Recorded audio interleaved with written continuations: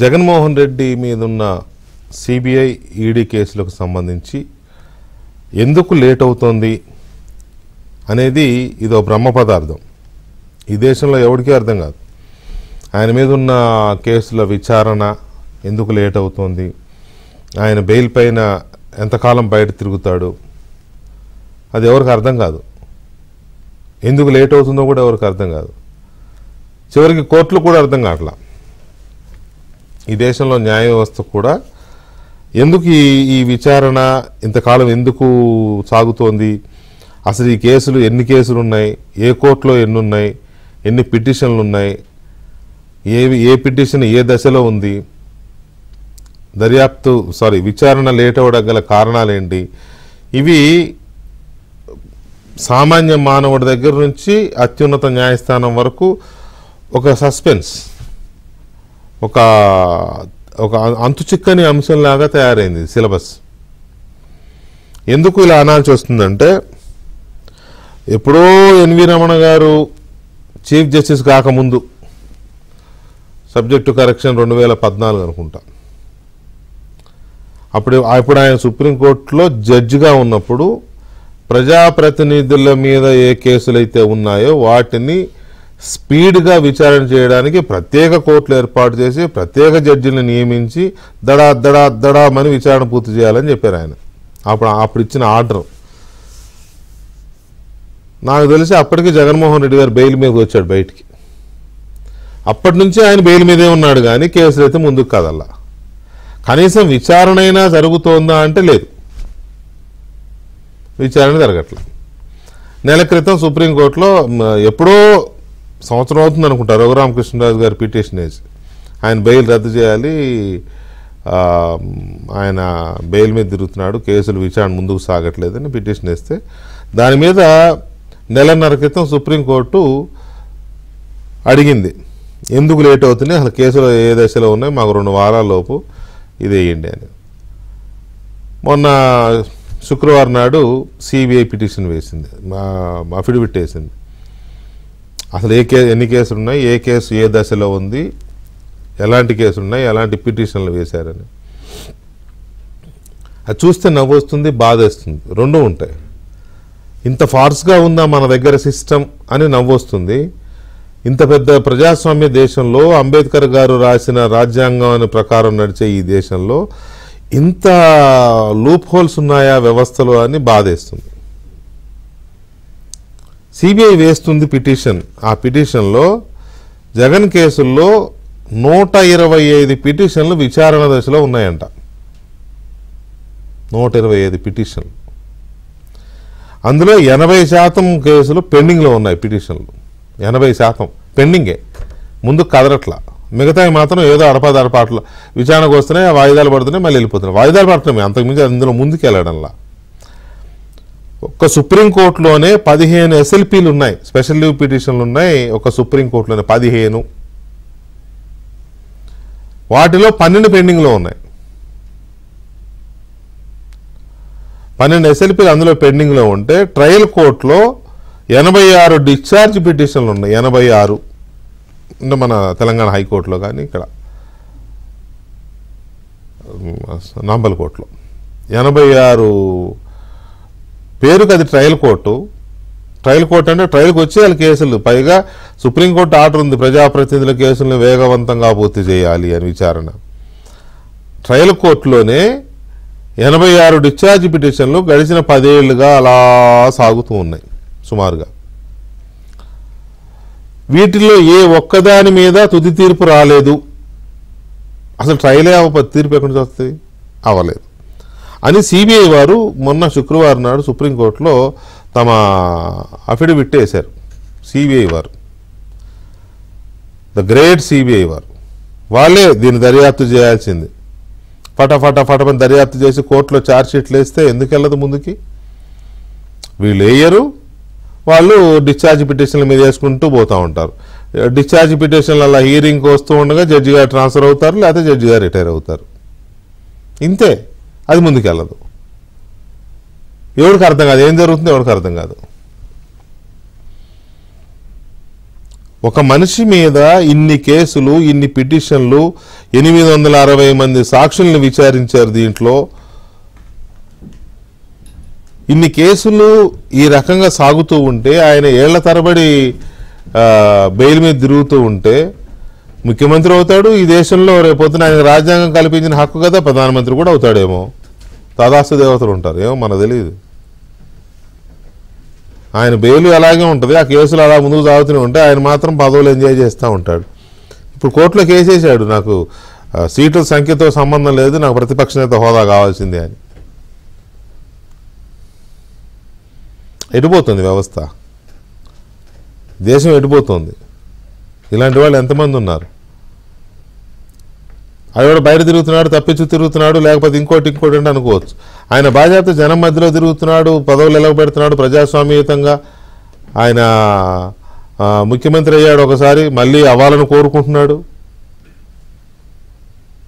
ఒకవేళ ఈ కేసులన్నీ ఒట్టిదే, ఈయన నిర్దోషి అయితే ఓకే, కానీ దోషిగా తేలితే భవిష్యత్తులో దోషిగా తేలితే ఈ దోషి ఒకప్పుడు రాష్ట్రాన్ని ముఖ్యమంత్రిగా పరిపాలించినట్టేగా. ఆర్థిక నేరస్తుడుగా తేలితే, ఒకవేళ తేలకపోతే ఓకే, వెల్ అండ్ గుడ్, అది ఆయన హ్యాపీ. ఒకవేళ తేలితే మాత్రం ఒక ఆర్థిక నేరస్తుడు ఒక రాష్ట్రాన్ని ఏలినట్టేగా, ఎమ్మెల్యేగా, ఎంపీగా, ముఖ్యమంత్రిగా, ఒక పార్టీకి అధ్యక్షుడుగా. మళ్ళీ చెప్తారు, మళ్ళీ ఎలాంటి నేరాలు ఉన్న వ్యక్తులు అధికారంలో ఉండకూడదు, పదవుల్లో ఉండకూడదు, 2 సంవత్సరాలకు మించిన శిక్షలు పడితే వాళ్ళు ఎలక్షన్లో పోటీ చేయడానికి అర్హులు.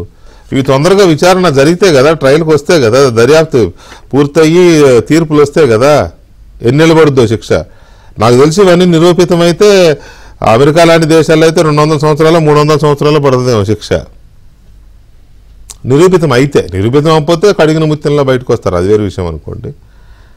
మరి ఇవి ఒకవేళ రేపు ప్రూవ్ అయితే ఏంటి పరిస్థితి? అసలు ఎందుకు ఇలా ఇది ఉంటుంది? పోనీ ఈ పిటిషన్ వేయండి, అఫిడవిట్లు వేయండి, సుప్రీంకోర్టు అడుగుతుంది కదా. ఇది 3వ వాయిదా, మళ్ళీ 3వసారి వాయిదా పడింది జనవరి 10కి. వాళ్ళు సిబిఐ వాళ్ళేమో అఫిడవిట్ వేశారు, మళ్ళీ జగన్మోహన్ రెడ్డి గారు అడ్వకేట్ మళ్ళీ ఏదో టైం అడిగారు. వాళ్ళు టైం అడిగిన ప్రకారం మళ్ళీ జనవరి 10కి వాయిదా పడింది. మళ్ళీ ఇంకా తర్వాత ఏమవుద్ది? వాళ్ళంట చూడండి, జగన్ కేసుల విచారణలో జాప్యంపై సిబిఐ, ఈడీ అఫిడవిట్ రూపంలో సుప్రీంకోర్టుకు నివేదిక ఇచ్చాయి. స్టేటస్ రిపోర్టు పరిశీలనకు మరింత సమయం కావాలని జగన్ తరపు న్యాయవాదులు కోరారు. స్టేటస్ రిపోర్టు పరిశీలించడానికి జగన్మోహన్ రెడ్డి గారి లాయర్లకు టైం కావాలంట. ఇట్లాగే ఈ టైం కావాలి, వీళ్ళకి టైం కావాలి. ఆయనేమో ముఖ్యమంత్రిగా ఉన్నప్పుడేమో నేను కోర్టుకు వస్తే రోజుకు 60 లక్షలు ఎంత ఖర్చు అవుతుందని ఆయన వచ్చేవాడు కదా వాయిదాలకి. మరి ఇప్పుడే ఎందుకు రావట్లేదు అంటే తెలియదు, కోర్టు ఎందుకు పిలవట్లేదంటే తెలియదు, సిబిఐ ఎందుకు అడగట్లేదంటే తెలియదు, ఈడీ ఎందుకు అడగట్లేదంటే తెలియదు. ఏం జరుగుతుందో ఎవరికి అర్థం కాదు. ఎవరు ఎంజాయ్ చేసే పవర్ని వాళ్ళు ఎంజాయ్ చేస్తున్నారు. పేదవాడికి ఇదే ఒక సామాన్యుడు ఎవడన్నా 100 రూపాయలు లేకపోతే 1000 రూపాయలు ఎగ్గొడితే ఏదైనా బ్యాంకుకో లేకపోతే ఇంకో కోఆపరేటివ్ బ్యాంకో ఇంకొకటికి దేనికన్నా ఎగ్గొడి తిట్టాక వదిలేస్తారా? కనీసం బెయిల్ కూడా ఎవరు. సో ఏంటి ఈ దౌర్భాగ్య స్థితి ఎందుకు వచ్చింది? ఎక్కడ లోపం ఉంది? ఇన్ని పిటిషన్లు ఉన్నాయి, ఈ పిటిషన్లు అన్నీ ఇలా ఉండడం గల కారణం ఏంటి? అసలు డిశ్చార్జ్ పిటిషన్ అంటే ఏంటి? ఎందుకు వీళ్ళు ముందుకు వెళ్ళలేకపోతున్నారు డిశ్చార్జ్ పిటిషన్ల విషయంలో? సిబిఐ ఇన్నున్నాయని చెప్పి అఫిడవిట్ వేసిన సిబిఐ ఆ విషయంలో ఎందుకు పట్టుబట్టట్లా? ఇది మెయిన్ కాజ్. సిబిఐ ఎందుకు పట్టుబట్టడంలా? జగన్మోహన్ రెడ్డికి అప్పుడు బెయిల్ ఇచ్చేటప్పుడు ఈయనకు బెయిల్ ఇస్తే సాక్షులను ప్రభావితం చేస్తాడు, బెయిల్ ఇవ్వొద్దని వాదించింది ఇదే సిబిఐ. ఇప్పుడు అదే సిబిఐ ఆయన బెయిల్ మీద ఉంటే ఆయన బెయిల్ రద్దు చేయడం ఎందుకు అడగట్లేదు? ఎందుకు సిబిఐ పట్టినట్టు వదిలేస్తోంది? మోహన్ రెడ్డికి సంబంధించిన ఆర్థిక అక్రమాస్తుల కేసులు, ఈ కేసులకు సంబంధించి విచారణ ఏ దశలో ఉంది, ఎన్ని పిటిషన్లు పెండింగ్స్లో ఉన్నాయి, ఎన్ని పిటిషన్లు విచారణ దశలో ఉన్నాయి అనే దాని మీద మొన్న సిబిఐ సుప్రీంకోర్టులో వేసిన అఫిడవిట్ ఆధారంగా ఈ చర్చను చూస్తున్నాం మనం. ఈ అఫిడవిట్లో మెయిన్ పాయింట్ చూస్తే కాస్త బాధాకరమైన అంశమే ఇది. ఎందుకు ఇది ఇలా జాప్యం జరుగుతుందనే దాని మీద డిబేట్లో మనతో తెలుగుదేశం పార్టీ జాతీయ అధికార ప్రతినిధి and AP fibre net corporation chairman GV Reddy గారు ఉన్నారు, అలాగే నలమోతు చక్రవర్తి గారు సెంటర్ ఫర్ లిబర్టీ చైర్మన్ గారు ఉన్నారు, అలాగే ఎంఏ గఫూర్ గారు సిపిఎం సీనియర్ నాయకులు, మాజీ శాసనసభ్యులు, అండ్ సిద్ధం వెంకటేశ్వర్ గారు తెలంగాణ హైకోర్టు అడ్వకేట్ వెంకటేష్ గారు కూడా ఈ చర్చలో పాల్గొంటున్నారు. ముందుగా వెంకటేష్ గారు నమస్తే అండి. నమస్తే వెంకటేష్ గారు, మనం 2 weeks బ్యాక్ సుప్రీంకోర్టు అడిగినప్పుడు ఒక డిబేట్ చేశాం మనం. మొన్న సిబిఐ శుక్రవారం రోజు వేసిన అఫిడవిట్లో డీటెయిల్గా ఎన్ని ఉన్నాయని ఇచ్చింది. వాళ్ళు ఇచ్చున్నాయని చెప్తున్నారు, ఎందుకు ఉన్నాయో చెప్పట్లా. అందులో వాళ్ళ ఇదేంటో వాళ్ళు ఎందుకు దీన్ని వెంటబడట్లేదని ఆ విషయం మాత్రం చెప్పలేదు. సరే, ఎనీవే ఇంటర్నల్గా ఏముందో తెలియదు నాకు. సో సిబిఐ వేసిన అఫిడవిట్ యొక్క ఉద్దేశం ఏంటి, అది చూస్తే ఒక అడ్వకేట్గా మీరేం చెప్తారు? మొత్తం ఆ రోజు కూడా నేను చెప్పానండి, సిబిఐ వేసిన affidavit is just an I watch. Supreme court ఏదో డైరెక్షన్ ఇచ్చింది, రిపోర్ట్ ఇమ్మంటే అప్పటికప్పుడు తయారు చేసి ఎందుకు డిలే అయ్యేదో కాల్స్ చెప్పాలి సార్. కరెక్ట్. ఎన్ని రోజులైంది, ఎన్ని అడ్జైన్మెంట్స్ అయ్యాయి, ఎందుకు అడ్జైన్మెంట్స్ అయ్యాయని కాదు అక్కడికి మనకు కావాల్సింది.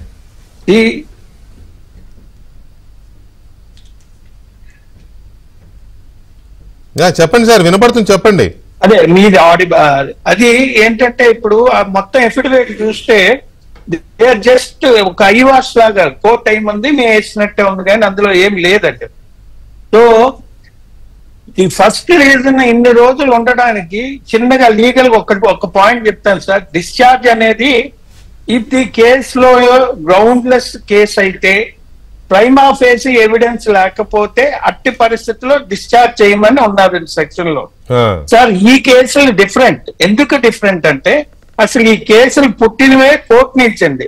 ఎవరో ఒక పిటిషన్ వేశారు, దాని మీద హీరింగ్ అయింది.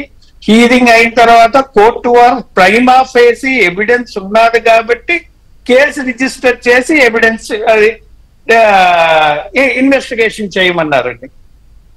సో ఇన్వెస్టిగేషన్ అయ్యేసిన తర్వాత ఛార్జ్ షీట్ వేశారు. సో ప్రైమా ఫేసి ఎవిడెన్స్ ఉందని already court come to a conclusion for registration of the offence. Charges నుంచి డిశ్చార్జ్ పిటిషన్ ఈ ప్రైమా ఫేసి ఎవిడెన్స్ ఉంటే దాని గురించి ఎలాబరేట్ గా ఇవ్వాల్సిన పని లేదండి. That what even section says if you can satisfy the court that there is absolutely groundless case అని. ఇవి అట్లా కాదు సార్, ఇవి this is totally different. Already court have found out that there is a prima facie evidence, you investigate. So ఇందులో గ్రౌండ్లెస్ ఏమందండి, దాన్ని discharge petition ఇన్ని ఇవ్వాల్సిన పని ఏంటండి?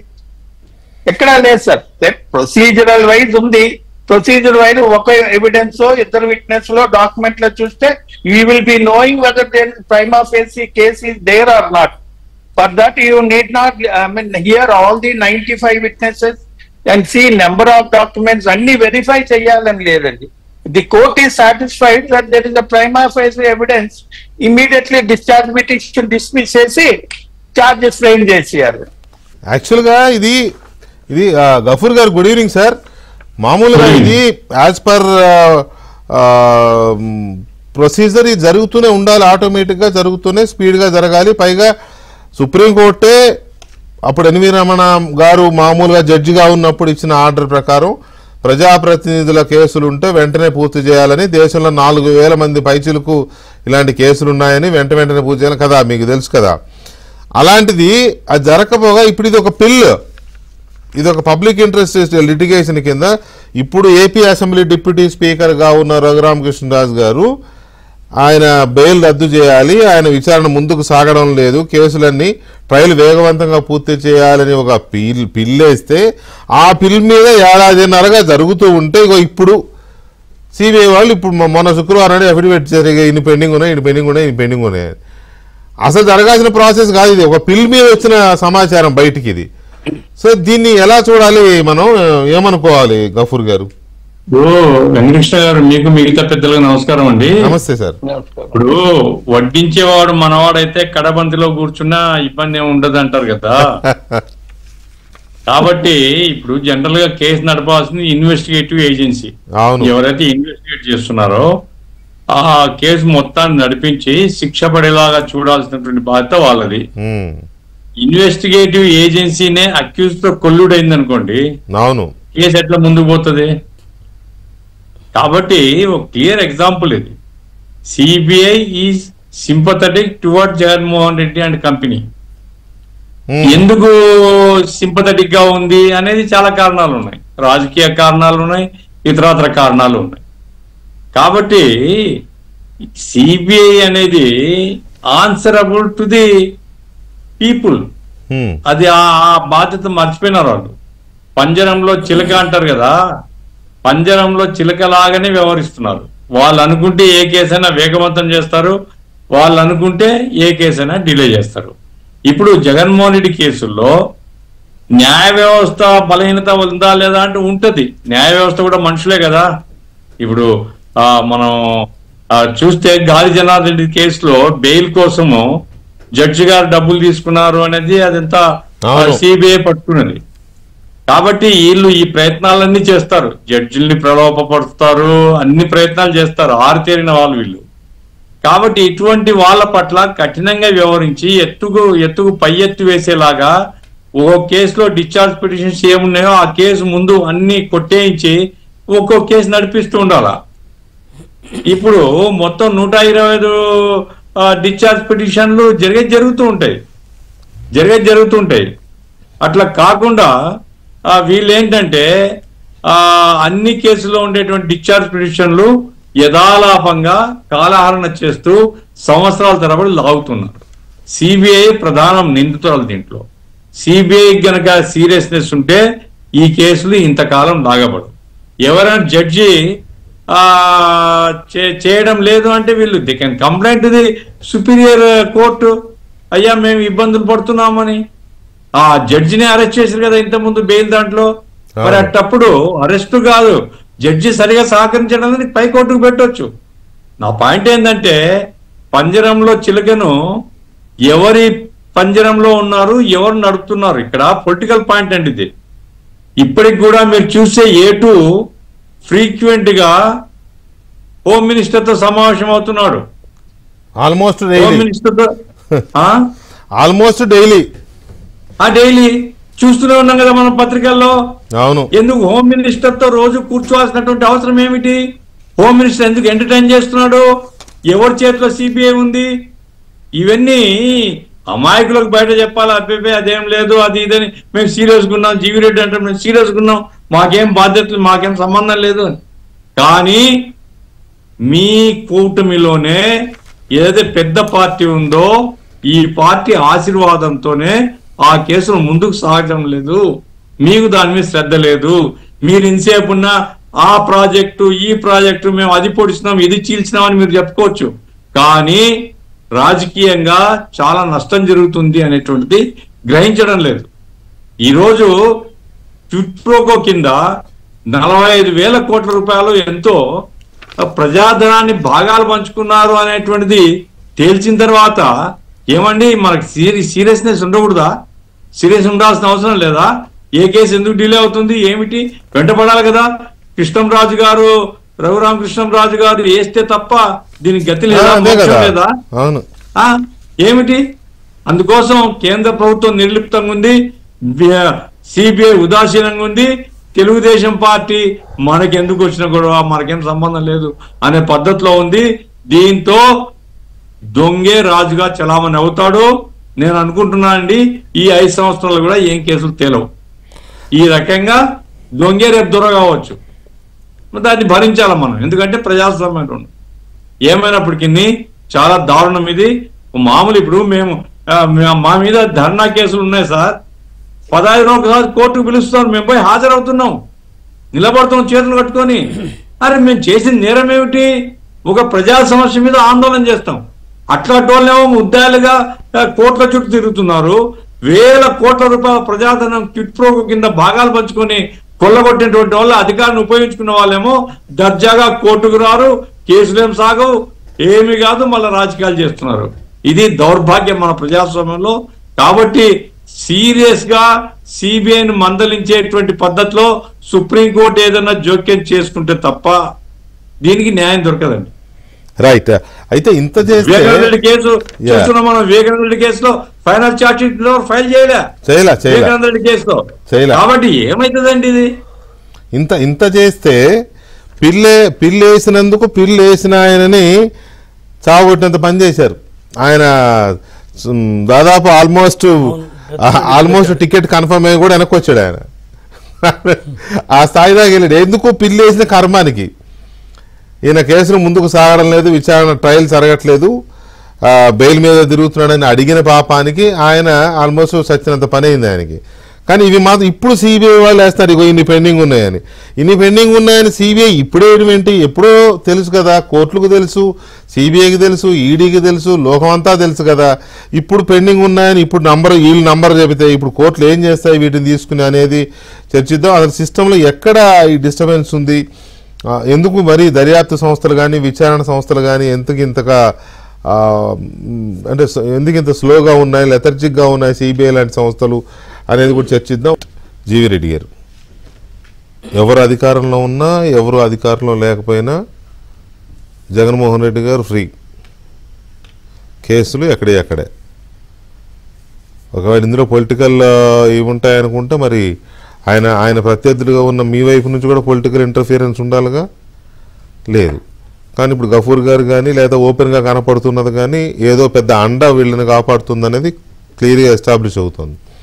సరే, దాంట్లో ఎవరు ఇన్వాల్వ్ అవుతున్నారో ఏం చేస్తారో మనకు తెలియదు, కానీ ఎక్కడ వేసిన గొంగలు అక్కడే అన్నట్టుంది. మీరు బాగానే స్టడీ చేశారు, ఇంత ఫైల్ వేసుకొని తిరిగేవాడు, పుస్తకాలు వేసుకుని తిరిగేవాడు.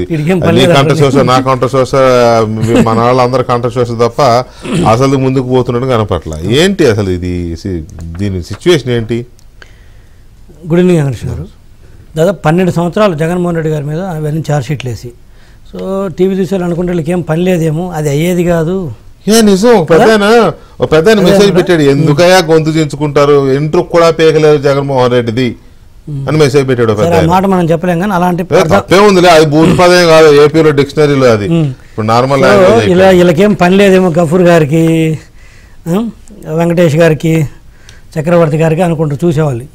ఏ పెట్టేది అనేది. అంటే ఇది జగన్మోహన్ రెడ్డి గారి మీద నమ్మకం కంటే కూడా వ్యవస్థల మీద నమ్మకం సన్నగిల్లిపోయి వస్తున్నటువంటి అనుమానాలు, మాట్లాడుతున్నటువంటి మాటలు. ఎందుకంటే ఇందాక గఫూర్ గారు చెప్పారు, వారి మీద కేసు ఉంటే చిన్నది, అదే ప్రజా సమస్యల మీద ధర్నాలు చిన్నవి ఉంటాయి, మనకు తెలిసిందే కదా. దానికి తిరుగుతుంటే ఇదే జగన్మోహన్ రెడ్డి గారు దాదాపు 45,000 కోట్ల రూపాయలు అటాచ్మెంట్లో ఉండి 1,000 కోట్ల సంపాదించినట్టుగా ప్రూఫ్స్ ఇప్పుడు కోర్టులు ప్రూవ్ చేస్తాయి పక్కన పెడితే, జ్యుడిషియరీ కోర్టు పక్కన పెడితే పీపుల్స్ కోర్టు, ప్రజా కోర్టు అయితే ఒకటి ఉంది కదా. 2004 ముందు జగన్మోహన్ రెడ్డి గారి పరిస్థితి ఏంటి, వారు జైలుకి వెళ్ళే టయానికి వారి ఆస్తులు ఎంత అంటే అంతకంటే ప్రజా కోర్టులో కంటే కూడా ఇంకేం చెప్పాలి. ఇంకా సరే నువ్వు సంపాదించలేదు, మీ సార్ సంపాదించలేదు, మా సార్ సంపాదించలేదు అనవచ్చు వాళ్ళు, నేనేం కాదన్ను. కానీ ఎంత లిమిట్ ఎవరైనా చెట్టు ఫలాలు కోసుకుంటారు కానీ వేలతో సహా లాగారు కదా ఎవ్వరు. ఇప్పుడు ఆయన ఏంది చెట్టు వేలతో సహా లాగినట్టు కనపడతా అంటే ఇంకా ఏ కోర్టులు శిక్షించాలి? ఇంకా ప్రజలకైతే అర్థమైంది. కాకపోతే అన్ఫార్చునేట్లీ ఏంటంటే అర్థమైనా కూడా ఆయన్ని 151 సీట్లతో గెలిపించారు. చూసావా, తెలియక కాదు అది. ఇదొకటి. రెండోది వచ్చేసరికి న్యాయ వ్యవస్థల గురించి అంటే నేను బీయింగ్ అడ్వకేట్, ప్రాక్టీసింగ్ అడ్వకేట్ కొన్ని డైరెక్ట్ చెప్పలేను కానీ, బట్ కొంత ఏంటంటే ఎక్కడో న్యూస్ పేపర్స్లో ఒక కొన్ని న్యూస్ వస్తే సుమోటోగా కేసులు తీసుకొని కోర్టులు విచారిస్తాయి. అలాంటిది సిబిఐ వాళ్ళు ప్రాపర్గా ఇన్వెస్టిగేషన్ చేసి విత్ పేపర్ ఎవిడెన్సెస్ క్లియర్గా ఎట్లా వారు క్విట్ ప్రోకో చేశారు, ఎలా వేరే వాళ్ళకి లబ్ధి చేకూర్చారు, తర్వాత వారి దగ్గర పెట్టుబడులు ఎలా పెట్టించుకున్నారు, ఆ తర్వాత 10 రూపాయల షేర్ని అప్పుడే పెట్టిన కంపెనీకి 350 రూపాయలు 400 రూపాయలు ప్రీమియం పే చేసి ఎలా కొన్నారు అనేది క్లియర్గా రాసి పెడితే విత్ ఆల్ సపోర్టింగ్ ఎవిడెన్సెస్,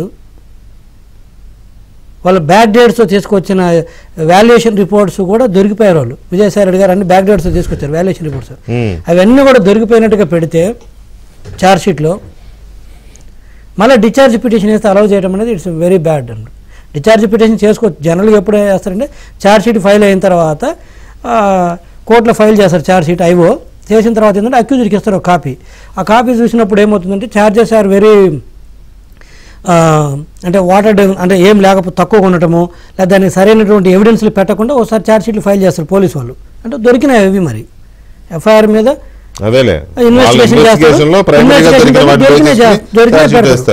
అప్పుడు అక్యూజ్డ్కి ఏమవుతుంటే ఇవి అసలు సరైనటువంటి ఎవిడెన్స్ లేకుండా పెట్టారు, దీనికి framing of charges, trial, arguments ఇది అంతా అనవసరం, అసలు ఈ దశలో నన్ను డిశ్చార్జ్ చేయొచ్చని వేసుకుంటారు జనరల్గా. కానీ ఈ స్థాయిలో ఇంక్రిమినేటింగ్ మెటీరియల్ నీకు ఈ స్థాయిలో మొత్తం ఎవిడెన్సెస్ అన్నీ కూడా దొరికి పెట్టిన తర్వాత కూడా ప్లస్ సో మనం ఏదైతే జ్యుడిషియరీ అనుకుంటున్నామో ఇందాక నేను చెప్పాను, ఒక వార్తాపత్రికల్లో చూసే సుమోటో కేసులు టేకప్ చేస్తున్నప్పుడు ఒక పక్క ఇదంతా వార్తాపత్రికలు వస్తున్నదే కదా, మీడియాలో జగన్మోహన్ రెడ్డి గారు ఏ స్థాయిలో 2004 ముందు వాళ్ళ అఫిడవిట్ ఎంత, 2009లో ఎంత ఆస్తులు వచ్చినాయి ఏంటి అనేది మొత్తం అది ఉంది, మీడియాలో వస్తుంది. వారు ఎన్నికల సంఘానికి సబ్మిట్ చేసినటువంటి అఫిడవిట్లు ఉన్నవి, వారు తర్వాత మాట్లాడుతున్న విధానం ఉంది, తర్వాత దానికి కరాబరేటివ్గా సిబిఐ వాళ్ళు కలెక్ట్ చేసినటువంటి ఇంక్రిమినేటింగ్ మెటీరియల్ కానీ ఎవ్రీథింగ్ ఇట్ ఈస్ దేర్. అయినా కూడా సరే రూల్ ఈజ్ రూల్ కాబట్టి ఒకసారి 2 సార్లు డిశ్చార్జ్ పిటిషన్స్ అలౌ చేయొచ్చు, విచారణ చేయొచ్చు. ఎన్నిసార్లు అలౌ చేస్తారు, ఎన్నిసార్లు విచారణ చేస్తారు, విచారణ చేసేలోపు జడ్జిలు మారిపోవడము, విచారణ చేర్చేలోపు మళ్ళీ ఇంకో డిశ్చార్జ్ పిటిషన్ తీసుకోవడము, విచారణ పూర్తయ్యేలోపు మళ్ళీ సిబిఐ వాళ్ళు సరైనటువంటి కౌంటర్ వేయకపోవటము, ఇలా డిలే చేస్తూ దాదాపు 12 సంవత్సరాల నుంచి ఫ్రేమింగ్ ఆఫ్ ఛార్జెస్ అవ్వలేదు సార్ ఇంతవరకు. విచారణ లేట్ అవ్వడం కాదు, అసలు ఛార్జెస్ ఫ్రేమింగ్ అవ్వలేదు, ఛార్జెస్ ఫ్రేమ్ అవ్వలేదు. విచారణ అంటే నీకు ట్రయల్ ట్రయల్ నడుస్తూ ఉంటుంది, పైగా పెద్ద కేసులు కాబట్టి ఎంతమంది ఉన్నారు, దాదాపు 120 మంది 125 మంది ఉన్నారు దీంట్లో. దాదాపు ఒక జగన్మోహన్ రెడ్డి గారు 86 డిశ్చార్జ్ పిటిషన్ ఓవరాల్ గా 11 ఛార్జ్ షీట్లకు గాను మొత్తం అక్యూజ్డ్స్ కలిపి ఇప్పుడు వాళ్ళు వేసిన డిశ్చార్జ్ పిటిషన్స్ అయితే ఆబ్సెంట్ పిటిషన్స్ అయితే అన్ని కలిపితే దాదాపు 3120 దాటినాయి. నాకు తెలిసి భారతదేశంలో దీని మీద ఎవరైనా పిహెచ్డి చేస్తే డాక్టరేట్ ఇచ్చేస్తాడు, ఒకటి కాదు 100 మందికి, ఎంతమందికి అని ఇవ్వచ్చు, అట్లా ఉంది. ఒక్కొక్క పిటిషన్ మీద ఒక్కొక్క రీసెర్చ్ పేపర్ రీసెర్చ్ చేసి ఇదిగో డిశ్చార్జ్ పిటిషన్ చేసుకోవచ్చు. ఎట్లా ఉందండి సార్, మీరు మన దగ్గర జూనియర్ చేరితే అంటే అనుకోకుండా చెప్పాను నేను, ఎట్లా డిశ్చార్జ్ పిటిషన్స్ ఏంటి, కేసు డిలే చేయటం ఎలా అంటే అడిగితే ఎందుకు జగన్మోహన్ రెడ్డి గారి కేసు ఉందా, డాక్టర్ ప్రొసీడింగ్ చూడండి అని చెప్పేసి మొత్తం దాంట్లో ఉంటుంది స్టెప్ బై స్టెప్ అని. అంటే అది ఈజీ అయిపోయింది. ఇంక ఒక అడ్వకేట్ ప్రాక్టీస్లోకి వస్తే ఇప్పుడు ఎలా ఉందంటే ఏ సీనియర్ దగ్గర జాయిన్ అవ్వలే, ఒకసారి జగన్మోహన్ రెడ్డి గారి కేసులు తీసుకొని ఫైల్ చేసిన నెంబర్స్ ఉంటాయి కదా, తీసుకొని ఆన్లైన్లో పోయి చూస్తే మొత్తం ఏ టైంలో ఛార్జ్ షీట్ ఫైల్ చేశారు, నెక్స్ట్ స్టెప్ ఏంటి, next examination, discharge petition, examination, discharge petition ఎలా డీసే మొత్తం నీట్గా ఉంటుంది. అవి చూసుకుంటే క్రిమినల్ లాయర్ మంచి క్రిమినల్ లాయర్ అయిపోతారు. లాయర్లు అటువైపు ఉంటారు ఇటువైపు ఉంటారు, ఏదో రకంగా వాళ్ళ క్లయింట్ని వాళ్ళు ప్రొటెక్ట్ చేయడమే లాయర్ల డ్యూటీ. కాబట్టి డ్యూటీని వాళ్ళ ఒక రకంగా వాళ్ళ వృత్తి, అది ఫీజు తీసుకుంటారు. ఇందిరాగాంధీని చంపిన వాళ్ళ తరఫున కూడా జత్మలాని కాంటెక్స్ట్ వేరే, కానీ లాయర్లు పనిచేస్తారు. వాట్ అబౌట్ కోర్ట్స్, ఈ దర్యాప్తు సంస్థ, కోర్టు డెఫినెట్ గా ఇన్వెస్టిగేటింగ్ ఏజెన్సీస్ ఎందుకు స్ట్రాంగ్ చెప్పలేకపోతున్నారు? మేము already there is a lot of incriminating material, it is there proof గా ఎవిడెన్సెస్ ఉన్నవి. No need to discharge petitions మీద అసలు విచారణ అవసరమే లేదు అని ఎందుకు గట్టిగా చెప్పలేకపోతున్నారు? చెప్పిన మేము కౌంటర్ వేస్తామంటారు తప్పితే అసలు స్ట్రైట్ అవే ఆ కౌంటర్ని in the form of that ఇప్పుడు నేను చెప్పిన రూపంలో ఎందుకు వెళ్ళిపోతున్నా అంటే 12 సంవత్సరాల నుంచి ఈ కాంటెంట్ అయితే లేదు, వాళ్ళకి ఏదో ఇంట్రెస్ట్ లేదా, దాంట్లో కూడా ఏదైనా విచారణకు వస్తే మళ్ళీ ఆటల్లో కూడా విచారణకు వస్తే మళ్ళీ ఫర్దర్ ఆబ్సెంట్ పిటిషన్స్ అవి మరీ ఎక్కువ అయిపోయినాయి. రైట్, ఒక్కసారి చక్రవర్తి గారు గుడ్ ఈవినింగ్ అండి. Good evening. జగన్మోహన్ రెడ్డి గారి కేసుల్ని మీరు కూడా బాగా స్టడీ చేశారు కదా. జగన్మోహన్ రెడ్డి గారి కేసులు ఇన్నాళ్ళు ట్రయల్కి రాకుండా కొనసాగుతూ ఉండడం, మొత్తం పెండింగ్లోనే ఉండడం, ఒక 80% కేసెస్ మాత్రమే విచారణ దశలో ఉన్నాయి ఇంకా, అది కూడా. సో ఈ సిచ్యువేషన్ మనం ఎలా అర్థం చేసుకోవాలి భారతదేశంలో ఉన్న సిస్టమ్స్ని? జీవి రెడ్డి గారు, వెంకటేష్ గారు కొంత కవర్ చేశారు కేసు వివరాలు.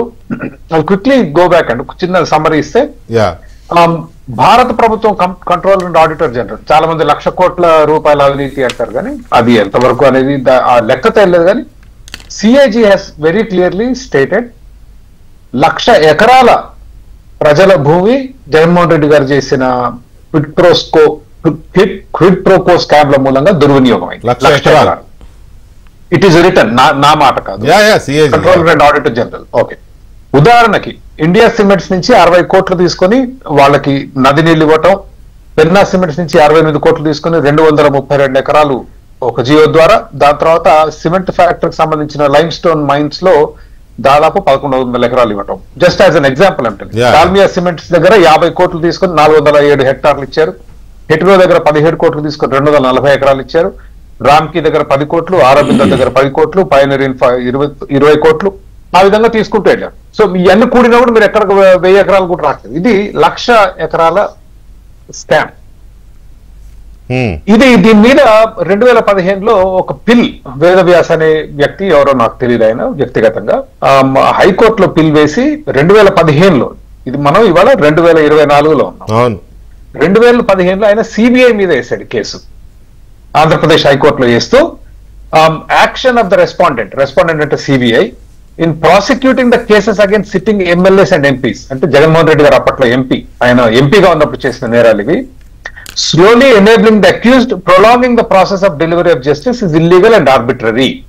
హైకోర్టు ఆయన ఏం నివేదించుకున్నారంటే, జగన్మోహన్ రెడ్డి గారు ఈ డిశ్చార్జ్ పిటిషన్ల ద్వారా ఏదైతే చేస్తున్నారో అది ఇల్లీగల్ అండ్ ఆర్బిట్రరీ అని హైకోర్టు చీఫ్ జస్టిస్ గారిని అభ్యర్థించారు. ఏమండి, ఈ విధంగా ఆలస్యం చేయటం 2015లో, మళ్ళీ 10 ఏళ్ల క్రితం ఆలస్యం చేయటం ఇల్లీగల్ అండ్ ఆర్బిట్రరీ మీరు రూల్ చేయాలంటే చాలా స్పష్టంగా చీఫ్ జస్టిస్ గారు ఏమని రూలింగ్ ఇచ్చారంటే, the learned judge అంటే trial court judge need not wait for the criminal cases till disposal of all discharge applications. ఏమండి, క్రిమినల్ కేసులు మీరు వినటానికి డిశ్చార్జ్ అప్లికేషన్ తో సంబంధం లేదు. జాగ్రత్తగా, need not wait for hearing of criminal cases till disposal of all discharge applications. It is made clear that this court has not examined the merits of this case అని చెప్తూ discharge అప్లికేషన్లకి court hearing కి సంబంధం లేదు అన్న తర్వాత కూడా ఈ రోజు కూడా మనం డిశ్చార్జ్ పిటిషన్ల గురించే మాట్లాడుతున్నాం. ఇక డిశ్చార్జ్ పిటిషన్ల విషయానికి వస్తే, సుప్రీంకోర్టు జస్ట్ ఉదాహరణకి ట్రయల్ కోర్టు నుంచి హైకోర్టు నుంచి సుప్రీంకోర్టుకి వెళ్తే కేసులు ఒక just I'll give you one example. 2000 ఇందాక మన జీవి రెడ్డి గారు చెప్పారు కేసులు, సుప్రీంకోర్టులో ఉన్న కేసులు కానీ హైకోర్టులో ఎన్ని ఉంటాయి డిశ్చార్జ్ పిటిషన్. ఎం శ్రీనివాసన్ అనే A3లో లాస్ట్ హియరింగ్ డేట్ వెంకటకృష్ణ గారు మే 2023 అండి. మే 2023లో లాస్ట్ హియరింగ్ అయితే నెక్స్ట్ హియరింగ్ ఎప్పుడండి? జూలై 1, 2025. ఏమండి, అన్ని రోజులు వాయిదాలు వేస్తారంటే ఎక్కడన్నా ప్రపంచంలో? అదే కదా. 2023 మేలో మీరు డిశ్చార్జ్ పిటిషన్ వేస్తే ఏది ఎస్ఎల్పి కింద, దాని నెక్స్ట్ హియరింగ్ డేట్ ఏది? నేను మీరు మెన్షన్ చేసిన సిబిఐ ఇచ్చిన రెస్పాన్స్ చదువుతున్నా. సుప్రీంకోర్టులో వాళ్ళు ఫైల్ చేసిన అఫిడవిట్, మీరు ప్రోగ్రామ్ బిగినింగ్ లో మాట్లాడిన దాంట్లోకి వెళ్తే 2023లో సబ్మిట్ చేస్తే 2000. అట్లా మీరు చూస్తూ వెళ్తే అసలు ఎన్ని ఉన్నాయో. Last hearing date March 10 October 2023, 10 October 2023. Next hearing date 12 December 2024. So everybody appears to be compromise in this. So కొంత సిబిఐ ఫాల్ట్ ఉంది, కొంత supreme court. It is very clearly మనం కనిపిస్తుంది ఎదురుగా. కోర్టులో దీని మీద చర్యలు తీసుకోవట్లేదు, కోర్టు ఇచ్చిన రూలింగ్స్ మీద కూడా యాక్షన్ లేదు. Actually technically this is in defiance of court. Court ధిక్కారం కింద వస్తుంది. ఎందుకంటే కోర్టు ఇచ్చిన రూలింగ్ మీరు క్రిమినల్ కేసెస్ వినాలి, డిశ్చార్జ్ పిటిషన్స్ తో సంబంధం లేదు. సరే, తీర్పు ఇచ్చినప్పుడు డిశ్చార్జ్ పిటిషన్ గురించి ఆలోచిద్దామని is what is going on now. GV Reddy గారు కూటమి ప్రభుత్వంలో ఉన్నారు కాబట్టి ఆయన మాట్లాడలేరు, కానీ నేను విమర్శించట్లేదు. లేదు, నేను మాట్లాడేసరికి ఇంతకంటే ఏం మాట్లాడతాను? అదే మొహమాటం సార్. తమ్ముడే ప్యాకెటే కూటమి ప్రభుత్వం ఉన్నంత మాత్రాన నేనేమి it is an open secret. Protected by BJP. అంటే మీరు కూటమి కట్టక ముందు నుంచే ఉందిలే ఆ నెక్సెస్. ఇప్పుడు ఏంటి ఏమంటున్నారు వాళ్ళు? కూటమి ప్రభుత్వం కాబట్టి బీజేపీ మాట్లాడలేనంటున్నారు. కాదండి, కూటమి ఇప్పుడు కూటమి గానీ ఈ నెక్సెస్ కూటమి కట్టక ముందు నుంచే ఉంది, మీరు కట్టక ముందు నుంచే. అవును, అది వాస్తవం లేదు. పాపం మీరు మాత్రం ఏం చేస్తారు? మీరు అంటారు సార్ ఆయన ఎక్సెస్ అంత ముందు ఇప్పుడు కొనసాగుతుంది సార్. మేము కూటమిలో ఉన్నా కూడా ఇందులో నేనేం మాట్లాడలేకపోతున్నాయి, వెనక ఏం తగ్గట్లేదు. ఎవరు రెస్పాన్సిబుల్ అంటే చెప్తున్నాను. ఎవరు రెస్పాన్సిబుల్ అంటే కేంద్రంలో ఉన్న పెద్దలు మన రాష్ట్రంలో అరాచకాలు చేస్తున్నారు. అన్ని పార్టీలకు ఒకరికొకరికి లింకులు పెట్టి అందరినీ చెక్స్ అండ్ బ్యాలెన్స్ లో పెట్టుకుని వాళ్ళకు నచ్చిన విధంగా రాష్ట్రాన్ని దోచుకోవచ్చు. వాళ్ళు ఉన్న పరిస్థితి అదండి. మనం వీఆర్ బాధితులం. కేంద్ర ప్రభుత్వం చేసే దుర్మార్గాలకి ఈ రోజు ఆంధ్రప్రదేశ్ రాష్ట్రం బాధిత రాష్ట్రం. ఇప్పుడు మీరు అదాని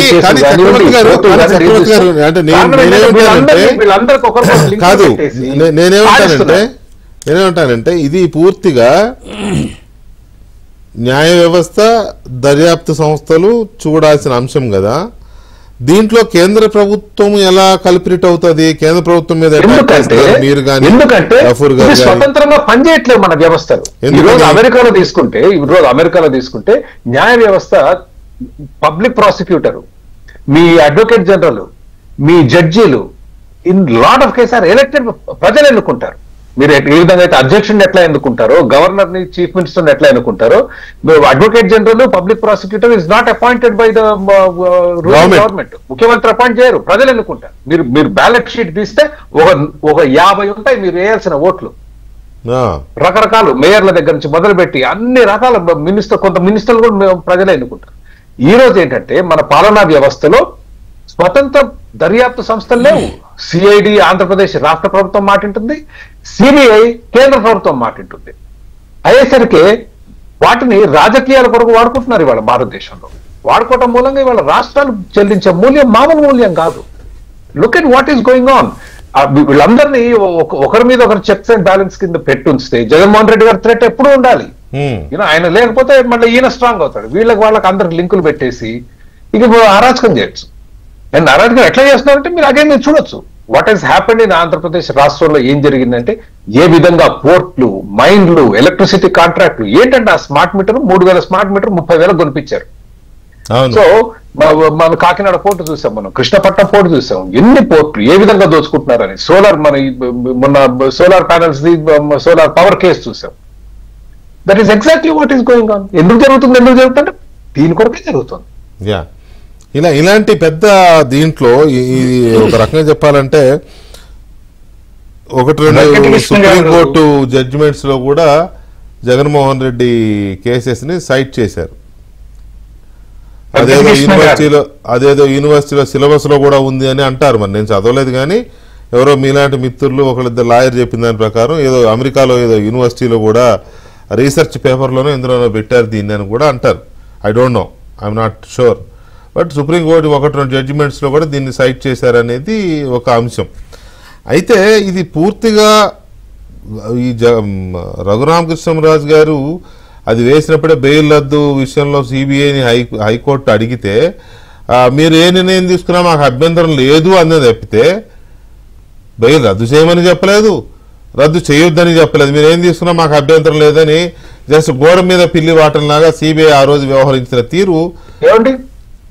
అది 3 స్టాండ్లు. ఒకటి because I'm involved in the case. మీరే కరెక్ట్.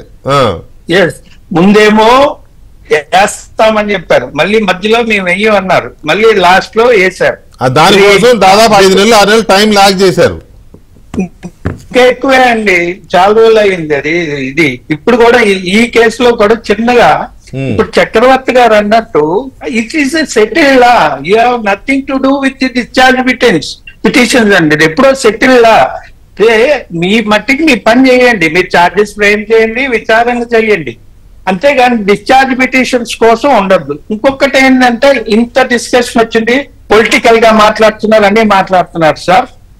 ఇక్కడ రింగ్ మాస్టర్ కరెక్ట్ గా యాక్షన్ తీసుకున్నాడు. సిబిఐ వాళ్ళు కోఆపరేట్ చేయట్లేదు, అక్యూజ్డ్ కోఆపరేట్ చేయట్లేదు. But who is the master to control these 2 people? CBI వాళ్ళు చేయకపోతే ఎందుకు మీరు ఛార్జ్ షీట్ వేసి why are wasting the court time, you proceed. Why there is not direction? అట్లాగే అక్యూజ్డ్ కూడా టైం ఇవ్వకుండా నువ్వు చెప్పు, లేదంటే I'm disposing this petition or I'm framing charges. ఇప్పుడు పొలిటికల్ వాళ్ళు అది ఇది మనం అనుకోవడం సార్. జ్యుడిషియరీకే ఉన్న పవర్ అంతా.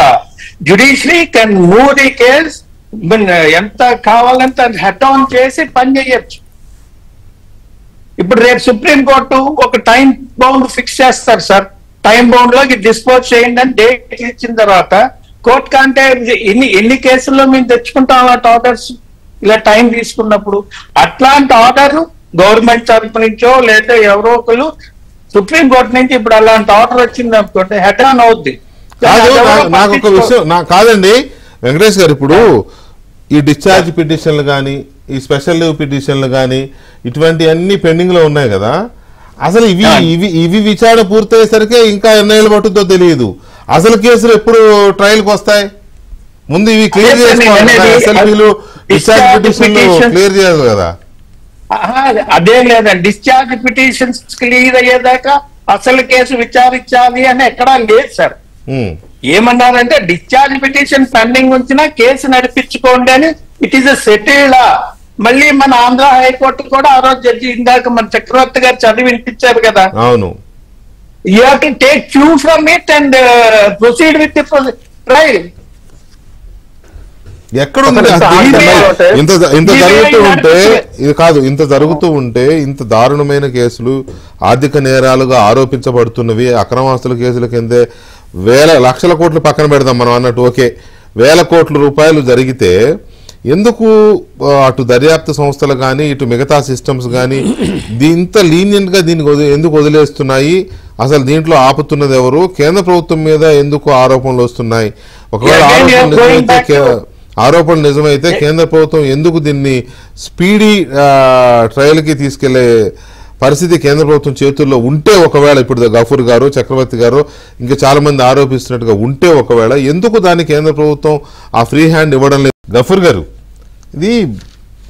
ఇదేమో అంతా దర్యాప్తు సంస్థ విచారణ వ్యవస్థలకు సంబంధించిన వ్యవహారం ఇదంతా. దీన్ని పూర్తిగా కేంద్ర ప్రభుత్వము లేదా కేంద్రంలో అధికారంలో ఉన్న పార్టీ పెద్దలు దీంట్లో జోక్యం చేసుకుంటున్నారనో లేకపోతే జగన్మోహన్ రెడ్డికి న్యాయం చేస్తున్నారనో ఇలాంటి ఆరోపణలు ఎలా చేస్తున్నారు? మీరంటే మీరు ఒక్కరే కాదు, చాలా మంది చేస్తున్నారు. ఈ ఆరోపణ ఎలా వస్తుంది? వాళ్ళు ఎలా కంట్రోల్ చేయగలుగుతారు? ఇప్పుడు వెంకటకృష్ణ గారు సార్, కేంద్ర ప్రభుత్వాన్ని ఏమనుకుంటున్నారు మీరు? ఇప్పుడు స్టాన్ స్వామి గుర్తున్నాడా మీకు? ఒక క్రైస్తవ సన్యాసి, అతనికి పెద్ద రాజకీయాల పాత్ర లేదు, సర్వీస్ ఓరియంటెడ్, ట్రైబల్స్ కు చచ్చిపోయేంత జైలు నుంచి బయటకు వదలలే అతన్ని. సాయిబాబా ప్రొఫెసర్, అవును, అతను చావు కంటే కొంచెం ముందు, అది కూడా 2 సార్లు ట్రయల్ జరిగిన తర్వాత నాగపూర్ కోర్టు కొట్టేస్తే అప్పుడు బయటకు వచ్చినాడు. అంటే సెంట్రల్ గవర్నమెంట్ అనుకుంటే ఎవరినైనా చనిపోయేంత వరకు జైల్లో పెడుతుంది, అది అనుకుంటే ఎవరినైనా ఫ్రీగా వదిలేస్తుంది. సెంట్రల్ గవర్నమెంట్ ఉండేటువంటి కమాండ్ గాని, ఇప్పుడు సుప్రీంకోర్టే చెప్పింది కదండి, సిబిఐ అంటే పంజరంలో చిలుక, రీసెంట్ కూడా చెప్పింది, గతంలో కాదు రీసెంట్ కూడా చెప్పింది. కాబట్టి పంజరంలో చిలుకను ఆడించే వాళ్ళు ఎవరు అనేది మనం ఎట్లా చెప్తున్నారు అంటే, పంజరం చిలుక ఆడుతుంది. ఇప్పుడు నా పాయింట్ ఏమంటే సార్, సిబిఐ వాళ్ళు ఈ కేసులో డిశ్చార్జ్ పిటిషన్స్ ఇన్ని వస్తున్నాయి, ఇవన్నీ ఒక్కొక్క కేసుకు మీరు హియరింగ్ ఒక రోజులో పూర్తి చేయండి అని రిక్వెస్ట్ చేయొచ్చు. రిక్వెస్ట్ చేయకపోతే పైకోర్టు పోవచ్చు కదా. ఆ రకంగా ఎక్కడో చోట జడ్జెస్ కూడా కొంచెం థ్రెట్ ఉండాలి కదా. వీళ్ళు గనక మనం కాదంటే పైకోర్టుకు పోతారు, అక్కడి నుంచి ఆర్డర్ వస్తుంది, మనం అకౌంటబుల్ అవుతాము పైకోర్టుకు అనేటువంటి అది లేనే లేదు. ఎందుకంటే సార్ మేము వాళ్ళు సర్దుకునే ఉన్నాంలేండి అంటే అది చాలు, జడ్జెస్ కు ఎన్ని సంవత్సరాలైనా వాయిదా వేస్తూ పోతారు. అట్లా కాదు కదా, ప్రజల దృష్టిలో అసలు ఇలాంటి చర్చలు జరగకూడదు కదా వ్యవస్థల మీద. అది న్యాయ వ్యవస్థ జరగకూడదు అంటే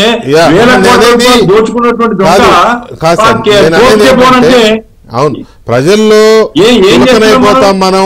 ప్రజల్లో పలుసునైపోతాం మనం అనే ఆ వెరపు సంస్థలకైనా వ్యవస్థలకైనా ఉండాలి కదా అంటున్నా.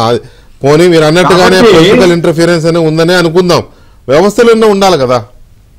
నా పాయింట్ ఏమంటారు సార్, ఒకటి వెంకటకృష్ణ గారు, if the state government is serious, state government కనుక, ఇప్పుడు చక్రవర్తి గారు కూడా చెప్పారు పొలిటికల్ ఇంటర్వెన్షన్ కనపడుతుంది, నేను చెప్తున్నాను, జీవీ రెడ్డి కూడా పరోక్షంగా అంగీకరిస్తున్నారు, ఇదంతా కదా.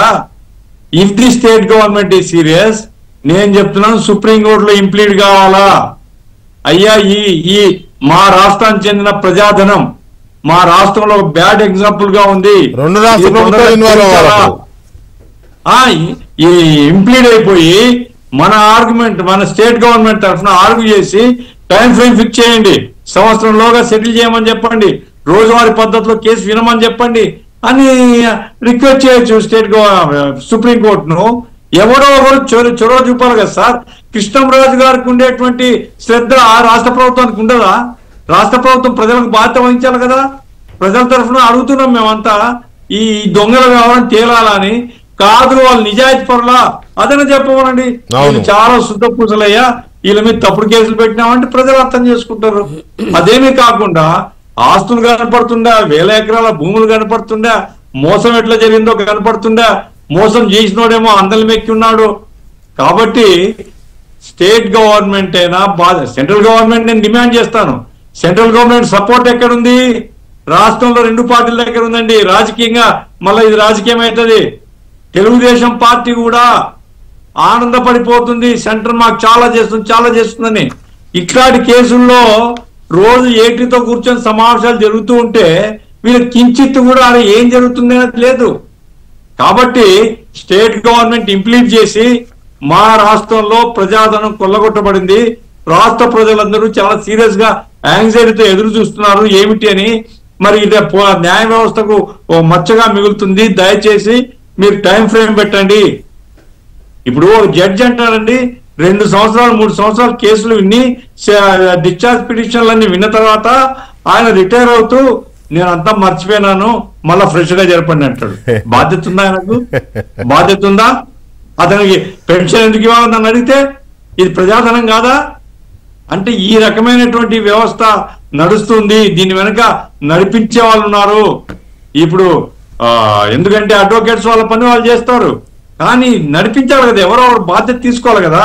కాబట్టి నేను సీరియస్ గా ఫీల్ అవుతున్నా. ఈ కేసుల్లో స్టేట్ గవర్నమెంట్ ఇంప్లీడ్ అయ్యి, ఇక్కడ పార్టీలతో నిమిత్తం లేదండి, గవర్నమెంట్ కు బాధ్యత ఉంది. ప్రజాధనం దుర్వినియోగం అయింది, ఒక అధికారాన్ని ఉపయోగించుకొని కొల్లగొట్టడం జరిగింది అన్నప్పుడు స్టేట్ గవర్నమెంట్ మనం ఏం చెప్తున్నాం, 1 సంవత్సరంలో ఇవన్నీ సెటిల్ చేయండి, దానికి అనుగుణంగా మీరు డైరెక్షన్ ఇవ్వండి అనేటువంటి పద్ధతిలో ఎవరో జోక్యం చేసుకోకపోతే ఈ కేసులు తేలవు సార్.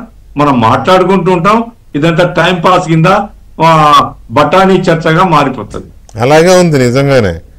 ఆయన చెప్పే కదా, ఎందుకో రోజు గొంతు చించుకుంటారు, ఏం పీకలేరు జగన్ రెడ్డి అని ఒక ఆయన పెట్టాడు కదా. అట్లా ఒక చిన్న ఎడిషన్ వెంకటకృష్ణ గారు, ఈ రోజు రఘురామకృష్ణరాజు గారు చేస్తున్న సేవ, నాకు ఆయన వ్యక్తిగతంగా స్నేహితుడు కాదు, ఒకసారి 2 సార్లు ఏదో పాసింగ్ లో కలవటమే, కానీ nothing. But he is doing a phenomenal job అండి. ఎవరు చేయని పని, ఏ ప్రభుత్వం చేయని పని, ఏ దర్యాప్తు సంస్థ చేయని పని. అసలు some of the things that he has done is extraordinary. వాళ్ళ రాష్ట్రానికి ఎనలేని సేవ చేసిన వ్యక్తి అంటే రఘురామకృష్ణరాజు. ఈ కేసుల విషయంలో, ఈ కేసులే కాకుండా మీకు తెలుసలేదో సిబిఐ చాలా కేసులు, జేడి లక్ష్మీనారాయణ గారు కేసులు దర్యాప్తు చేస్తున్న టైంలో కూడా ఎన్నో కేసులు కట్టలేదు. ఫర్ ఎగ్జాంపుల్ ఐడియల్ కేసు ఒకటి ఉంది, ఇండియన్ డెటోనేటర్స్ లిమిటెడ్ అని కూకట్పల్లిలో ఒక 100 కోట్ల రూపాయల ఆస్తి. అది హిందూజాలకు సంబంధించిన ప్రాపర్టీ కాబట్టి, వాళ్ళు కాంగ్రెస్ సింపథైజర్స్ కాబట్టి వాళ్ళు ఇబ్బందులకు వస్తారని కేసులు ఫైల్ చేయలేదు. వాటి మీద కూడా కేసులు వేశారు ఈయన. సో ఆయన చేసి ఇవాళ మనం ఇవన్నీ మాట్లాడుకోవడం కూడా కారణం ఆయన సబ్మిట్ చేసిన చాలా కేసులు ఈ రోజు ఒత్తిడి పెడుతున్నాయి ప్రభుత్వాల మీద, కోర్టుల మీద. So I think he deserves our in applause. కానీ ఇన్ని డిఫెక్ట్స్ ఉంటే ఎలా అండి? మరి దేశంలో ఇప్పుడు చిన్న కేసులు, మర్డర్లు, మొగుడు పిల్లల కేసులు, విడాకులు వీటి కోసం ఆ సిస్టమ్స్ ఉండేది కాదు కదా, జాతి సంపదని కాపాడడం కోసం కదా. ఇవి ఇలాగే ఉంటే ఎలా మరి ఎంతకాలం? It is very unfortunate. మన వ్యవస్థల నిర్మాణంలోనే కొంత లోపాలు ఉన్నాయి. నేను ఇంతకుముందే చెప్పాను, ఇవి స్వతంత్రంగా పనిచేసిన రోజు రాజకీయ ఎగ్జిక్యూటివ్ బ్రాంచ్ అంటే పాలనా వ్యవస్థ, లెజిస్లేటివ్ బ్రాంచ్ అంటే చట్టసభలు, అదేవిధంగా జ్యుడిషియల్ బ్రాంచ్ కోర్టులు, దర్యాప్తు సంస్థలు. వేరే దేశాల్లో ఇవి చాలా స్వతంత్రంగా పనిచేస్తాయి, ఒకదానితో ఒకటి సంబంధం లేదు. కాబట్టి ఒకరి మీద ఒకరు చెక్స్ అండ్ బ్యాలెన్స్, వీళ్ళు తప్పు చేస్తే వాళ్ళు తప్పు చేస్తే వీళ్ళు ఒకరినొకరు చూసుకుంటూ ఉంటారు. మన దేశంలో అధికారం మొత్తం ఒక ప్రైమ్ మినిస్టర్ ఆఫీసు, ఒక చీఫ్ మినిస్టర్ ఆఫీసు, 2 అధికార కేంద్రాలు మన దేశంలో. వాళ్ళు ఏది చెప్తే అదే చేయడం అవుతుంది. ఎలక్షన్ కమిషన్ దగ్గర నుంచి మొదలుపెట్టి, సిబిఐ దగ్గర నుంచి మొదలుపెట్టి, కోర్టు వ్యవస్థను కూడా ఈ రోజు పిఎంఓ అండ్ సిఎంఓ ఈ రోజు ఇన్ఫ్లుయెన్స్ చేసే దశకు మన దేశం మాత్రం. సో వ్యవస్థలలో శుక్రవారం శనివారం అత్యున్నత విధాయక సంస్థ పార్లమెంట్ లో 75వ రాజ్యాంగ దీని మీద చర్చ చేశారు. పోటాపోటీగా అసలు ఏదంటారు మేధావితనాన్ని అంతా రంగరించి మాట్లాడేశారు అందరు మేధావులందరూ ప్రజాప్రతినిధుల రూపంలో. కానీ ఇలాంటి వాళ్ళు ఎంతమంది ఉన్నారు? ఇలాంటి కేసులు ఎన్నున్నాయి ఈ దేశంలో? అసలు వీటి గురించి మాట్లాడిన వాళ్ళు, పట్టించుకున్న వాళ్ళు దిక్కులేరు. ఇదేనా రాజ్యాంగ స్ఫూర్తి? రాజ్యాంగాన్ని అమలు చేస్తున్నాం, మాట్లాడితే అంబేద్కర్ గారి పేరు చెప్తారు. అంబేద్కర్ గారు చెప్పింది ఇదే? ఇన్ని రోజులు బయట వదిలేయండి, కేసులు విచారించకుండా అని చెప్పారా? ఇప్పుడు విషయం ఏంటంటే గఫూర్ గారు చెప్పింది కొంతవరకు కాదు, మొత్తం ఫ్యాక్ట్. ఎందుకంటే స్టేట్ గవర్నమెంట్స్ ఇంప్లీడ్ అవ్వాలి, both governments, AP and Telangana. ఎందుకంటే రాష్ట్ర సంపద జగన్మోహన్ రెడ్డి గారి నేరాలు ఆరోపించబడుతున్న కాలము అప్పుడు ఉమ్మడి రాష్ట్రం కాబట్టి 2 రాష్ట్ర ప్రభుత్వాలు ఇన్వాల్వ్ అవ్వాలి. బేసిక్గా ఆంధ్రప్రదేశ్ రాష్ట్ర ప్రభుత్వం మీద మరింత బాధ్యత ఉంది. కానీ ఇక్కడ చాలా మంది ఏమంటారంటే ఈ విషయంలో ఎక్కువ ఇనిషియేట్ అయితే జగన్మోహన్ రెడ్డి మళ్ళీ జైలుకి వెళ్ళడం అంటే అది అతనికి సింపతి వస్తుందని పొలిటికల్ గా ఆలోచిస్తారు. అందుకే పెద్దగా సీరియస్ గా లేరు అనే చర్చ. చట్టం సార్ ఇప్పుడు మద్దతు చేసినా ఏం చేసినా ఎంతసేపు పొలిటికల్ చూసుకోకూడదు కదా. అది ఒక అది మనలాంటి వాళ్ళం మాట్లాడతాం అది. కానీ వాళ్ళు ఏంటంటే మళ్ళీ జైలుకి వెళ్తే సింపతి వస్తుంది అనే యాంగిల్లో కూడా ఆలోచిస్తారనే చర్చ అయితే ఉంది. వెంకటరెడ్డి మీరు అలా ఉందా ఏమన్నా? 2010లోకి వెళ్తే ఒకసారి గఫూర్ గారు మాకన్నా సీనియరు, అన్నీ తెలిసిన వ్యక్తి, ఒక విషయం మర్చిపోయారు. జగన్మోహన్ రెడ్డి గారి మీద నాటి కాంగ్రెస్ కేసు పెట్టినప్పుడు ఎన్నోసార్లు జగన్మోహన్ రెడ్డి గారు చెప్పారు, టీడీపీ వాళ్ళు కూడా కుమ్మక్కయ్యారు. మేమేం కుమ్మక్క అవ్వలేదు. ఓపెన్గా ఆ రోజు ఎర్రంనాయుడు గారి చేత గఫూర్ గారు మేము కుమ్మక్క అవ్వకుండా ఓపెన్గా ఆ రోజు స్వర్గీయ శ్రీ ఎర్రంనాయుడు గారి చేత మేము ఇంప్లీడ్ అయినాం. ఇప్పుడు మీరు అడుగుతున్నారు చూసావా ఇంప్లీడ్ అవ్వాలని చెప్పేసి, ఇది ఎప్పుడో అయినా మేము టీడీపీ అప్పుడు చేసిన తప్పు మళ్ళీ చేయొద్దు అనుకుంటున్నారు ఇప్పుడేమో అని మాకు అట్టేం భయపడేది ఏం లేదు, అనవసరంగా అనవసరం ఏం లేదు. వాళ్ళు వైసీపీ ఏమంటదంటే కుమ్మక్కైనదంటే ఏమంటారు గఫూర్ గారు? నేనేమంటా అంటే అప్పుడు మీరు ఇంప్లీట్ అయిపోయి సైలెంట్ గా ఉన్నారు, లేకుంటే ఈ డ్రామా అంతా నడుస్తుంది. 5 సంవత్సరాల పాటు ఆయన కోర్టుకు రాకుండా 5 సంవత్సరాలు విచారణ లేకుండా సాగుతూ ఉంటే మరి మీ ఇంప్లీట్ పిటిషన్ ఏమైందని ఇప్పుడు చెప్తానండి. మీరు చెప్పింది వ్యాలిడ్ పాయింట్. మా వాళ్ళు కూడా పార్టీ పెద్దలు కూడా వింటా అంటారు, నేను కూడా చెప్తాను. సో ఒకటి పాయింట్ నెంబర్ 1 ఏంటంటే మేమేమో వైసీపీ ఆరోపించినట్టు మేము కుమ్మక్క అవ్వలేదు, ఓపెన్గా ఇంప్లీడ్ అయినాం గఫూర్ గారు. ఇక రెండో అంశము, ఆ తర్వాత ఏమైంది, జగన్మోహన్ రెడ్డి గారిని అరెస్ట్ చేయడము, తర్వాత ఛార్జ్షీట్ ఫైల్ చేయడము, తర్వాత 2014లో అక్కడ యూపీఏ గవర్నమెంట్ తిరిగిపోయి ఎన్డీఏ గవర్నమెంట్ వచ్చింది, ఇక్కడ మేము వచ్చినాం, తర్వాత అయిపోయింది. ఇందా మీరు అన్నారు కదా పెద్దలు ఇంకొకరు ఉన్నారు, అది ఫ్యాక్ట్ కదా. ఇందులో నేను ఏం చెప్తాను, ఎవరు దూడితే ఏమొస్తుంది ఇప్పుడు చెప్పుగా, ఏం చేద్దాం చెప్పండి. ఇందులో ఇంకేదో ఓపెన్ సీక్రెట్ కదా. ఎందుకు సార్ నేను మీకే జరుగుతా డిబేట్లో కూర్చున్నప్పుడు ఎందుకు మీరు నన్ను ఎంత కుళ్ళపరిచినా కూడా టీవీ చూసే ప్రజలకు తెలుసు, నాకు తెలుసు, మీకు తెలుసు. ఇప్పుడు ఏమంటారు ఇప్పుడు కాదు నేను చెప్పడానికి ఏముంది, నాకు కూడా అంటే మీ లీగాలిటీస్ నాకు తెలియకపోవచ్చు కానీ బయట నుంచి చూస్తున్న నాకైనా గఫూర్ గారికైనా చక్రవర్తి గారికైనా మీ అందరికీ తెలుసు వాట్ ఈజ్ వాట్, ఏం జరుగుతుంది అనేది తెలుసు. కానీ తెలుసు అని ఎవరో ఒకళ్ళు పిల్లి మెడలో గంట కట్టాలి కదా. పిల్లి మెడలో గంట రఘురామకృష్ణరాజు గారు కట్టారు. కట్టిన తర్వాత కూడా ఇది ఇలాగే ఉంటే ఆయననే కుళ్ళబొడవడం ఏంటి, ఏకంగా చంపడానికే ప్రయత్నాలు జరిగాయి కదా, ఏది పిల్లేసినందుకు. మరి ఇది ఇలాగే ఉంటే ఎలా, మళ్ళీ ఏంటి వాట్ నెక్స్ట్ అనే దాన్ని కూడా ఆలోచించాలి కదా. సమాజంలో ఎవరికో ఒకరికి రెస్పాన్సిబిలిటీ ఉంటుంది కదా. వెంకటేష్ గారు ఈ కేసులో మీరు కూడా కీలకమైన వాదనలు చేశారు కదా అప్పట్లో, చెప్పండి. మ్యూట్లో ఉంది చూడండి, మ్యూట్లో ఉంది చూడండి.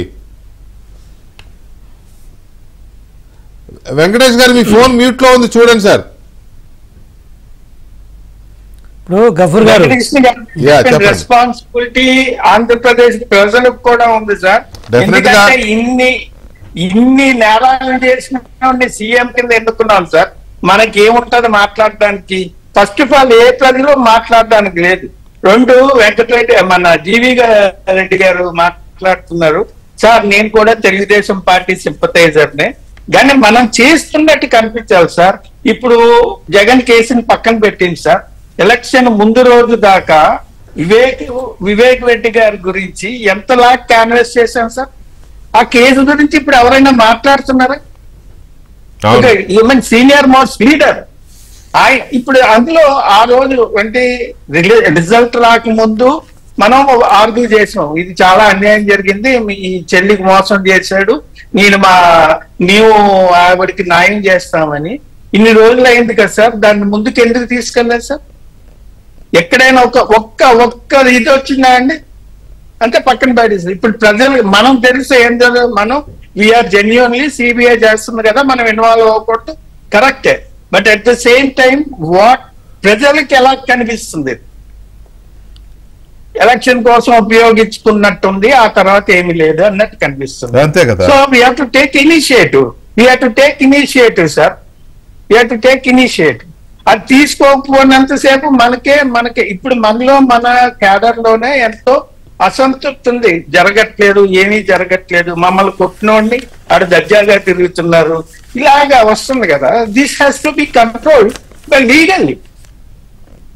ఇప్పుడు మనం పెట్టిన కేసులు అందరు పారిపోతున్నారు సార్. నారాయణ పారిపోతాడు, జోగి రమేష్ పారిపోతాడు, ఈడు ఎవడైనా చేయదు. అదే ఆడైతే రాత్రి కొట్టుకొచ్చి పొద్దున్న లోపలేసి కుళ్ళ పొడిచి కేసు బెయిల్ వచ్చేలాగా ఆడికి ఫుల్ అయిపోయేది. 40 కేసులు ఇంక్లూడింగ్ రంగనాయకమ్మ గారు, అయ్యన్ పాత్రుడు గారు, పంచమర్త అందరూ. ఒక్క నిమిషం వెంకటేష్ గారు, ఒక్క నిమిషం. గఫూర్ గారు చిన్న విషయం ఏమంటే, మోడీ గారు సలహా ఇచ్చారట, అయ్యా ఎవరు ఇట్టోళ్ళు ఉన్నారో గంగాజలం తల్లి మేము చేర్చుకుంటున్నాం కదా, మీరు కూడా అట్లా చేర్చుకుంటే గొడవ పోతుంది, వాళ్ళ పార్టీలో ఎవరు మిగలరు అని. అదే ఇప్పుడు టాక్టిక్ జరుగుతుంది. జనసేనలో టీడీపీలో చేరుతున్నారు, అందరూ పవిత్రులైపోతున్నారు. కానీ జగన్ రెడ్డి గారు చేరలేదు కదండి. జగన్ రెడ్డి ఎందుకు చేరుతారు సార్? జగన్ రెడ్డి కేర్ చేయడు, మరి ఆయన పవిత్రుడు ఎలా అయ్యాడు జగన్ రెడ్డి? గఫూర్ గారు మీరు అన్నట్టు అందరూ అనుకుంటారు చేరతారని, కానీ మా young leader you will not allow all these people come in to the party అండి. That is for sure. మాట్లాడతాను నేను, అందులో జాయిన్ అవుతారు, వీళ్ళు జాయిన్ అవుతారు, వాళ్ళు జాయిన్ అవుతారు. ఐ నో లోకేష్ గారు will not agree for all these things. ఇలాంటి వాళ్ళని ఎవరు చేర్చుకోవట్లేదు, ఎందుకంటే ప్రజల్లో ఇది this is all rumour this thing అండి, నాట్ ఫ్యాక్చువల్. ఎంత ఇది చేసిన చేస్తే ఇప్పుడు కిందసారి కాదండి. లోకేష్ గారికి తెలుసని ఎవరు అనట్లేదు, కానీ ఇప్పుడు నిన్న అదే కదా ఇష్యూ. జోగి రమేష్ ఊరంతా తిరిగాడు, ఊరేగాడు వీళ్ళతో కలిసి, మీ వాళ్ళతో కలిసినే కదా. ఇప్పుడు అదే కదా ఇష్యూ నడుస్తోంది. ఎలా తిరుగుతాడండి? కాదు, లోకేష్ గారికి తెలియదండి, నిజమే. కానీ మీ లీడర్లు అయితే జోగి రమేష్ వచ్చినప్పుడు, అరే మా నాయకుడు ఇంటి మీద దాడి చేసినోడు ఇతనితో మనం ఎలాగా పక్కన డయాసో లేకపోతే ఆ ఊరేగింపు ఎలా షేర్ చేసుకుంటామని మినిమం థాట్ ఉండాలి కదా. వెంకటకృష్ణ ఎవరో ఒక లీడర్ తోటే తిరిగారు, అందరితో తిరగలేదు. ఎందుకు? ఒక మంత్రి ఉన్నాడు, ఒక ఆమె ఎమ్మెల్యే గారు ఉన్నారు, ఇంకా చాలా మంది ఉన్నారు. సారీ చెప్పారు వాళ్ళు, ఈ రోజు పార్టీ క్యాడర్ కి సారీ చెప్పారు, పార్టీకి ఇవాళ సారీ చెప్పారు, నిజమే. ఇవాళ సారీ చెప్పారు, ఊరేగింపు అయిపోయిందిగా. ఊరేగింపు అయిపోయినాక ఇవాళ సారీ చెప్పడం ఏంటి? సారీ చెప్తే అయిపోద్దా? అల్టిమేట్ గా మనకి ఉండాలి కదా సార్ పార్టీ. అంటే అటు కులము కావాలి, ఇటు పార్టీ కావాలి, అలా ఉందన్నమాట. కులం కోసం జోగి రమేష్ కావాలి, పదవుల కోసం పార్టీ కావాలి, అంతేనా? అంతే అనుకోవాలి. ఇంకా అదే అని sir. Sorry, I'm not agreeing with you. Party have its own stand. It will not entertain all these. Already ఎవరైతే ఎలిగేషన్స్ ఉన్నాయో వాళ్ళ ఎవరిని పార్టీలోకి అలౌ చేయరు sir. That is for sure.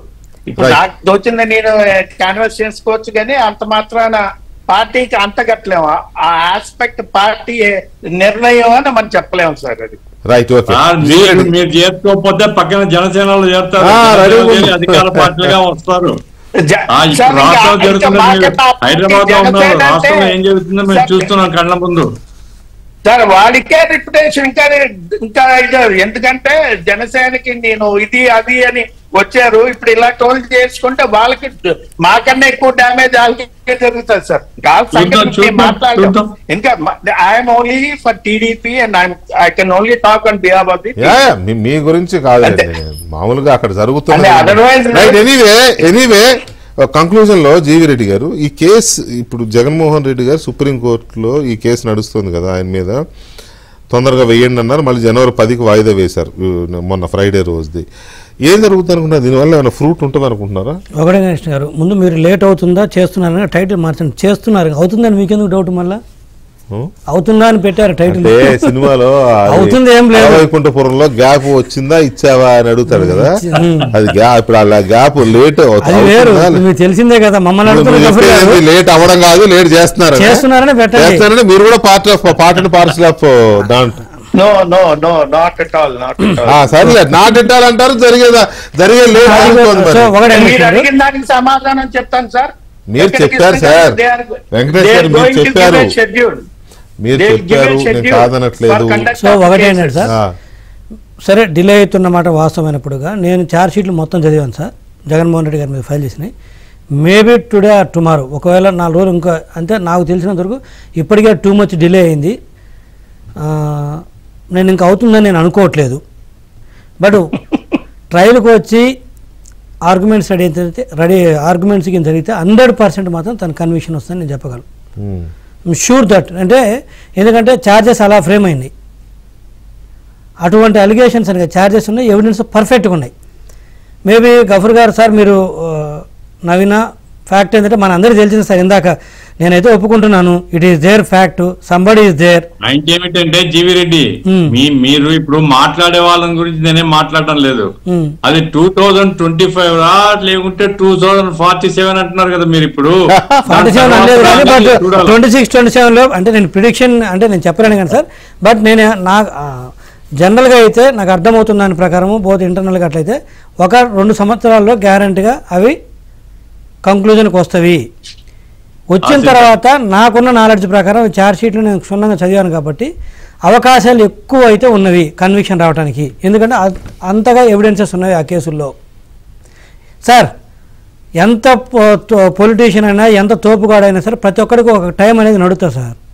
ఆయనగా Jaganmohan Reddy గారికి ఆ టైం నడిచింది, అది సింపతితోట, అండతోట, డబ్బుతోట, కండతోట, ఇంకోటి అనేది అది అయిపోయింది.